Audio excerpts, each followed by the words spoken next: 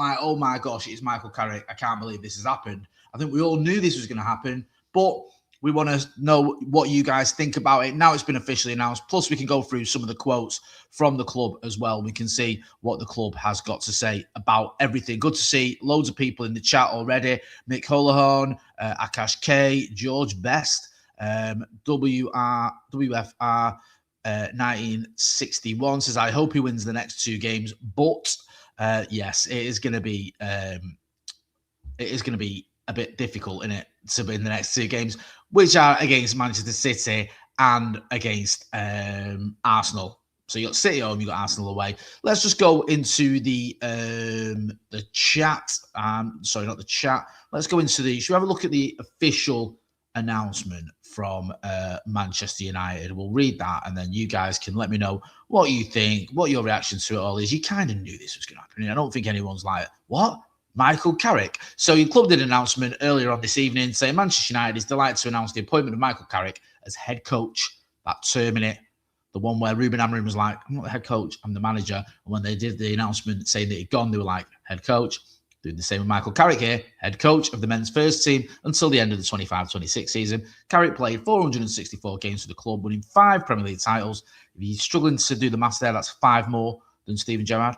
The FA Cup, 2 League Cups, the UEFA Champions League, the Europa, that's not a word, the Europa League, and the FIFA Club World Cup. I believe he's one of only 2 players, I think the other one's Wayne Rooney, that's won everything at club level.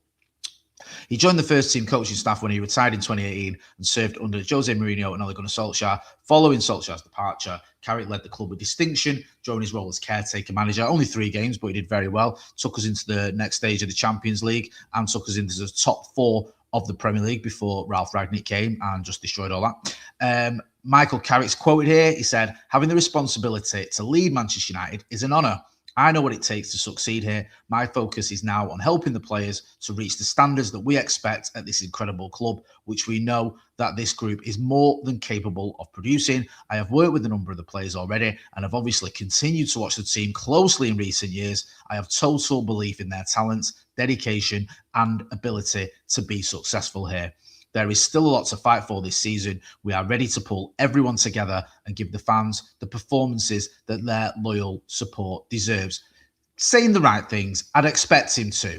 You'd expect him to say something like that, wouldn't you? I'm not, I can't be like sat there going, what? I can't believe he said that. He's going to praise the fans. He's going to say that, we're determined to make this work. He's going to say all those things, and he's going to give a nod to the fact that he's got a lot of experience of watching Manchester United, of being part of Manchester United, of achieving success at Manchester United Football Club, which is what Michael Carrick has done. And even that brief stint as interim, was it interim or caretaker? I was getting mixed up, where he came in for those 3 games. I think it was Villarreal, Chelsea away, and Arsenal at home. He did very well. And you might go, Jay, come on, it was 3 games. But it was 3 games succeeding after Ole Gunnar Solskjaer had been sacked. The club was at a bit of a low ebb, and he did exactly what he needed to do. He got us through to the knockout stages of the Champions League. He got a draw at Stamford Bridge, which there's no shame in getting that at all, and then a win over Arsenal in the Premier League to get us into the top 4. So he left the club on a very, very good footing and left on his own terms. I think he's one of the few managers, if not the only manager, who kind of did that, who left on his own terms and wasn't sort of sacked or didn't go leave under a cloud. Even Ralph Rangnick, who was meant to be here till the end of the season, there was talk of him moving upstairs, and then he went to manage Austria, and then there was rumours that Eric Ten Hag didn't want anything to do with him. So that didn't quite end on the sort of leaving on your own terms kind of idea. Plus, Ole Gunnar Solskjaer, who left and gave a leaving interview, was still sacked. So Michael Carrick left on his own terms. It was all sort of, very cordial. The fans, I think, were very grateful for what he'd done in that brief stint. The club were. Michael Carrick seemed quite happy to just move on and leave Ralph Rangnick to it. And he went on to Middlesbrough. Didn't really work out at Middlesbrough. Let's not pretend it did. But took the club at one point from 21st, I think, to 4th. I think they lost in the playoff semi-final. Was it to Coventry? And the next couple of seasons, I think they were mid-table. I think it was at 8th and 10th. So he didn't really kick on the way they wanted to. And he ends up leaving. But listen, I'm not going to sit here and pretend that's an amazing record, but at least he's got experience of managing a club, a big club like Middlesbrough as well. He's got experience of managing Manchester United, albeit only briefly, and he's got experience of the club. There's few players or few people on the planet who know more or can understand about being part of Manchester United more than Michael Carrick. 474 games, part of the coaching staff, being a manager there. How many people can say all those things? Not many. So makes sense to me, this appointment. I want to know what you guys think. What do you think of Michael Carrick coming back to the club as caretaker manager or interim manager? Now you know it's official. Now there's no doubts. There's no questions. It's all done. There's no twists in this tail. It's been announced. Let me know what you think. Make sure you're hitting that like button as well, please, people. And if you're not doing so already, subscribe to the channel. Edward Porter, 1967, says, I'm happy with this appointment, although I keep getting told it's Ferguson in charge. I'll be honest with you, right? I cannot imagine a scenario where Sir Alex Ferguson is in charge of this club, where Sir Alex Ferguson is making the decisions at this football club or for the team. It's going to be Michael Carrick who picks the team. It's going to be Michael Carrick who takes the coaching sessions and the training sessions. It's going to be Michael Carrick who makes the changes during the game. It's going to be Michael Carrick, if he's able to, who's going to be speaking to the club if they're able to bring anyone in January. It's unlikely, but you never know. We'll keep you posted on that front. And it's going to be Michael Carrick who decides who to bring into the squad and who to drop. So I don't think it's Sir Alex Ferguson. Carrick might speak to Fergie. He might ring him for a bit of advice. He might ring him just to chew the fat. There's nothing wrong with that. Sir Alex Ferguson, I think, used to speak to Sir Matt Busby, and no one complained about that, even though Sir Matt Busby had been retired for over 20 years. So I don't think this idea, I know a lot of people don't like Sir Alex Ferguson being associated or around Manchester United at all. I think Roy Keane called him, said he's like a bad smell. I don't agree with that at all. I think if you look at what happened with Busby, and I think if you look at how involved Fergie is, he's not picking the team or anything like that. He's just someone that if you want to speak to, you can speak to him. And also, I think Sir Alex Ferguson's got every right to be associated with Manchester United, don't you?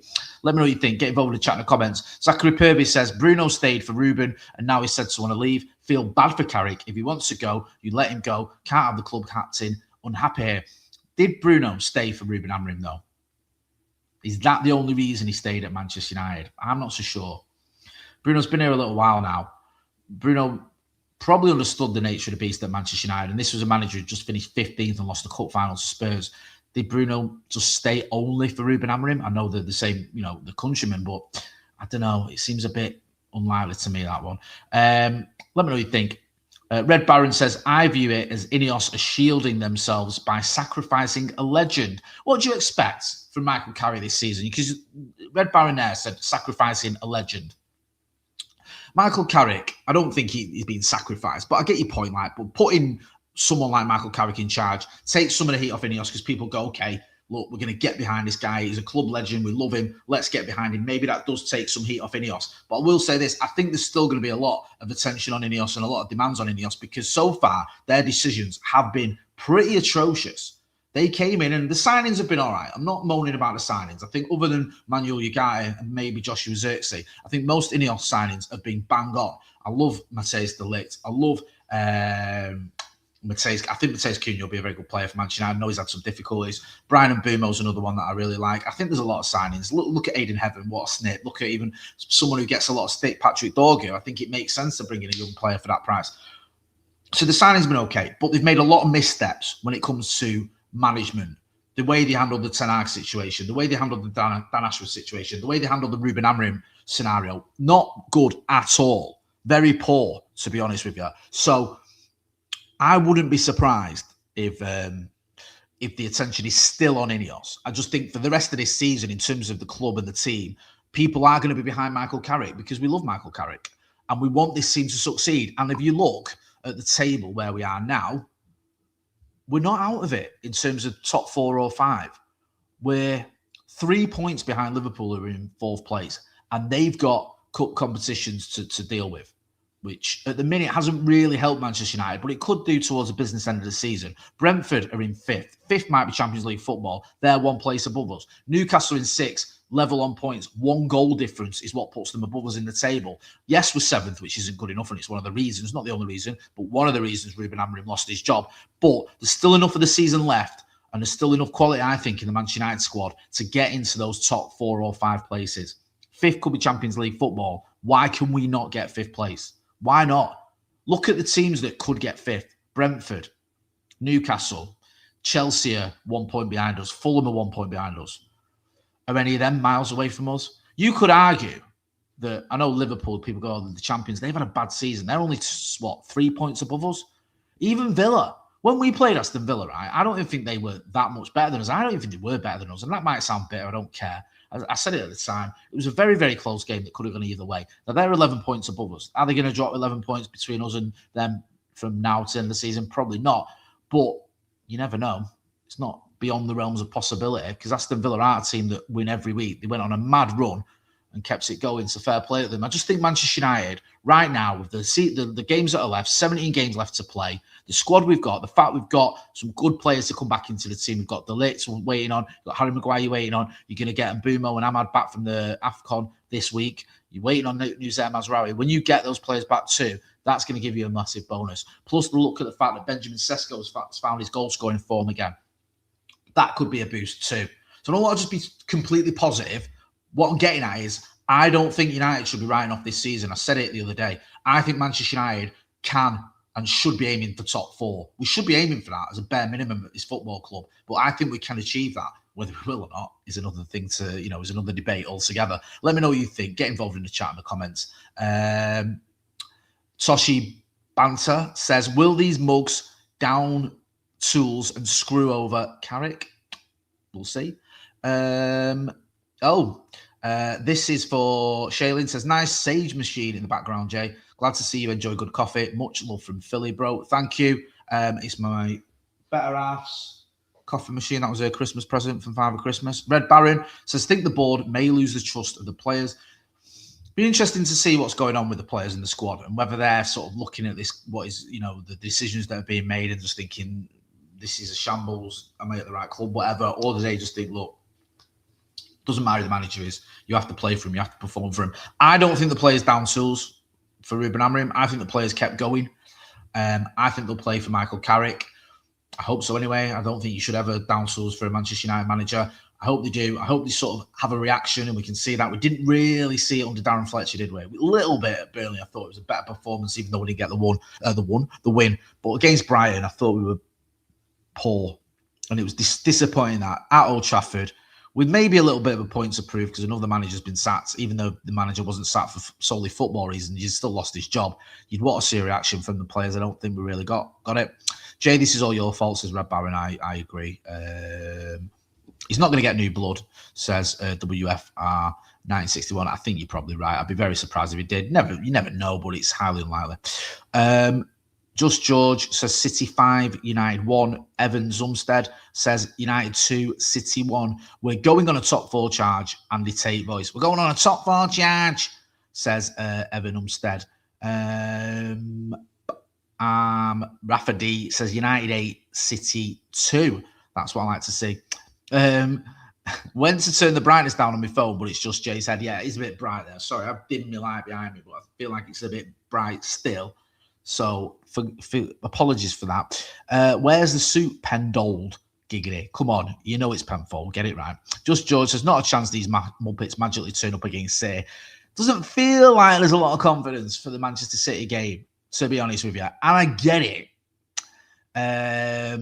It's hard to sort of look at that game and go, oh, yeah, well, United, who, lost at home to 10-man Everton and drew with West Ham and drew with Wolves and drew with Bournemouth, we're going to batter City. But it's a Manchester derby. You never know. You never know. Allow me to be deluded for a little bit. We beat City last year at Etihad. We'll do it again at home, says Evan Umstead. Notice that Carrick is an interim, so planning to keep him if the season goes well, says Reichel. And no, what? I don't know. I don't think they are. I think the plan is they're going to bring someone in permanently. We'll have to wait and see who that permanent manager is going to be. But at least for the time being, we know it is going to be Michael Carrick. Akash K says, I find a Manc accent nice to listen to, the Scouse one. Rightly so. So you should. I'm going to leave it there because I just wanted to do a quick reaction to the official announcement. We're going to be back tomorrow. Steve's going to give his thoughts on this channel about what sort of system we'll see under Michael Carrick. Plus, we'll have a few other videos as well. We've been chatting to some Manchester City fans and Manchester United fans in the City Centre. We couldn't find many City fans, so we've got a video going up about that as well. Plus, me and Joe will be back tomorrow night for the late night or the Paddock Live as well, where we can get Joe's reaction to Michael Carrick being the manager. He loves Michael Carrick, Joe. I know he defended Ruben Amorim, but I know that Michael Carrick is one of Joe's favourite ever Manchester United players, and rightly so. So I'm sure he'll be pretty chuffed that it's Michael Carrick's in the dugout, but we'll find out for a minute. Anyway, I'm going to leave it there. I've been Jay Motty. This has been a reaction to Michael Carrick officially announced as the new Manchester United manager. Don't forget to like, share, and subscribe, and check out the merchandise. I'm wearing some. And thanks for watching.